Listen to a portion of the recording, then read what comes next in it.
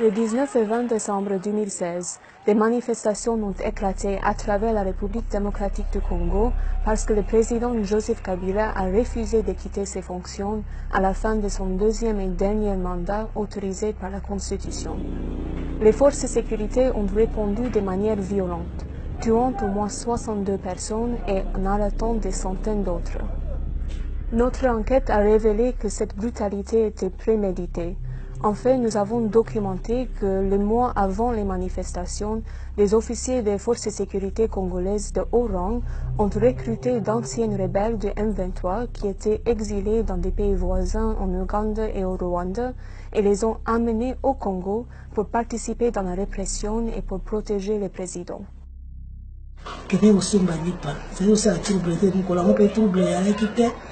Côté la biso na habité so côté monsieur trouble ya kasi côté la biso en tout cas trouble ya la kité ça c'est ça qui est na mato awa et ko pima koto.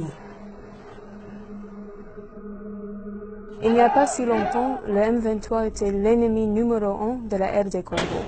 Les combattants du M23 ont commis des violations massives des droits humains à l'est de la RD Congo en 2012 et en 2013, et ils ont occupé des territoires importants. Beaucoup de leaders de M23 sont toujours recherchés par des mandats congolais pour crimes de guerre et crimes contre l'humanité. Mais maintenant, les forces de sécurité congolaises se sont tournées vers leurs anciens ennemis, bien connus pour les exactions, et les ont utilisés pour participer dans la répression et pour protéger le président.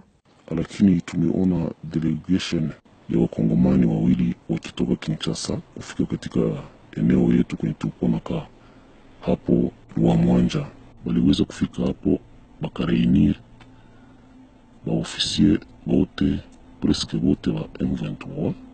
Wakati tulifika pale wakatuvarisha mateni militaire.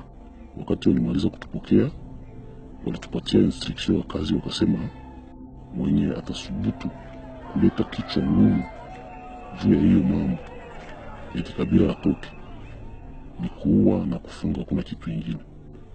Yule ambaye alikuwa akileta kelele tulikuwa tunaua hata kufunga.